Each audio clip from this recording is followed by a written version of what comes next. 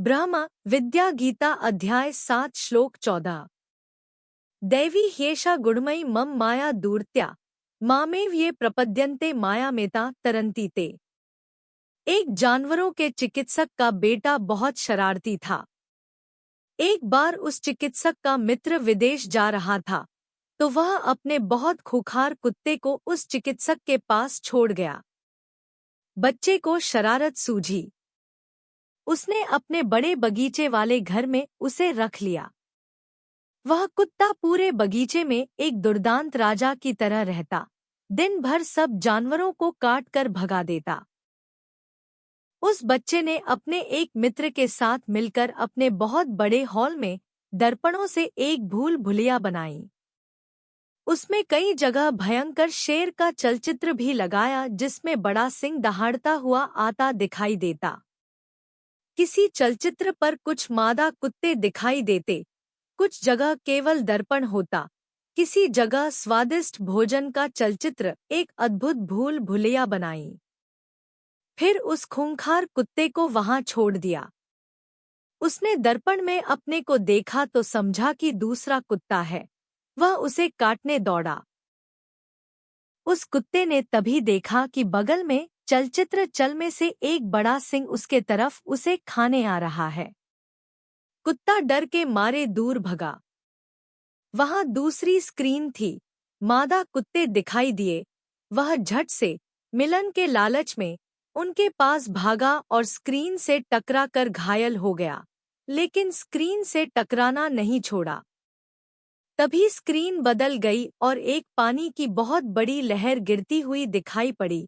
वह कुत्ता वहां से अपने को बचाने भागा।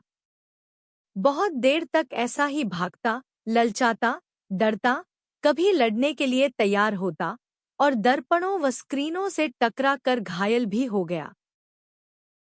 फिर थक कर एक जगह बैठ गया। वह शरारती बालक ऊपर लगे एक तरफा शीशे से सब देखकर बहुत आनंदित व खुश हो रहा था।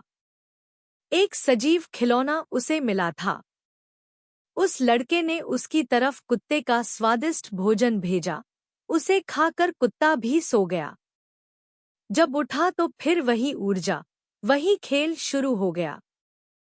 कुछ दिन ऐसा ही चलता रहा और अंत में वह कुत्ता पूरी तरह से अर्थात मन से, ज्ञान से और शरीर से थक गया। ज्ञान से का अर्थ उसे समझ आ गया था कि यह सब ऐसा ही होता रहेगा। मिलना कुछ नहीं है, केवल चोट और लालच में भटकन ही मिलनी है। वह अब किसी भी दर्पण की तरफ नहीं भागता, किसी भी सिंह, हाथी, पानी की लहर से भी नहीं डरता, किसी भी भोजन व साथी के लालच में भी नहीं आता। उसे भान हो गया कि कोई उसके साथ खेल रहा है और वह एक कोने में लेट गया। जब खाना आता वह खा लेता। कुछ दिन बीत गए। उस शरारती बच्चे को भी एहसास हो गया कि अब यह खूंखार कुत्ता नहीं खेलेगा, तो उसने उस कुत्ते को भूल भुलैया से मुक्त कर अपने बगीचे में भेज दिया और किसी दूसरे कुत्ते की तलाश करने लगा जो उस भूल भुलैया में उसका मन बहलाए। अर्थात दर्पण आदि की माया से बच पाना असंभव है। हम भी ऐसे ही सुख की आशा में ललचाते, दुखों के मार से भटकते रहेंगे। जब ईश्वर का भान हो जाएगा तो उसकी शरणागति से ही हमको इस भटकन, दुख व लालच से मुक्ति मिल सकती है। गुरु की तलाश करो, ईश्वर के ज्ञान की प्राप्ति करो और ईश्वर की शरणागति करो, तभी मुक्ति संभव है। यही इस श्लोक का पारमार्थिक अर्थ है।